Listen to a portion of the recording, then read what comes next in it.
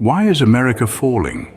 This is a question that's been echoing in boardrooms and living rooms across the country.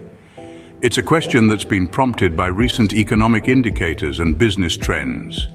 Take a moment to consider the paradox of our current economic landscape. On one hand, we have record-breaking consumer spending. Las Vegas just had its strongest month ever, according to Caesars. American and Southwest Airlines are reporting record operating revenues.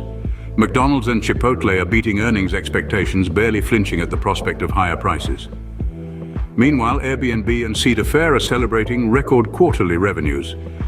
Yet despite this apparent boom, there's a shadow of doubt creeping in. Apple and Amazon, two titans of the industry, are bracing for declines in sales growth. A survey from Deloitte reveals that Americans are planning to buy fewer gifts this holiday season. And economists, the soothsayers of the financial world, are predicting a slowdown and potential recession in the coming year. This is where the narrative takes an interesting turn. Investment pros on Wall Street are becoming increasingly bearish on US stocks. It's a level of pessimism that hasn't been seen since the great financial crisis of 2008 and 2009. But here's the twist. This bearish outlook might actually be good news for investors. Bank of America's sell-side indicator, which surveys investment strategists about their recommendations for stocks, bonds, and cash, suggests a contrarian buy signal is imminent. This means that even though the mood is gloomy, the stock market could potentially see solid gains. However, the optimism doesn't end there. Bank of America predicts that the US economy could enter a recession within the next 10 to 12 weeks. This prediction aligns with the belief of 98% of business CEOs who expect a recession in 2023.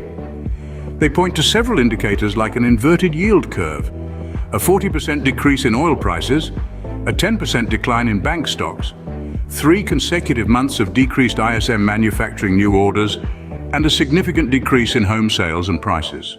So, why is America falling? The answer isn't straightforward. It's a complex mix of booming consumer spending, decreasing sales growth in major companies, increasing bearishness on Wall Street, and looming recession predictions.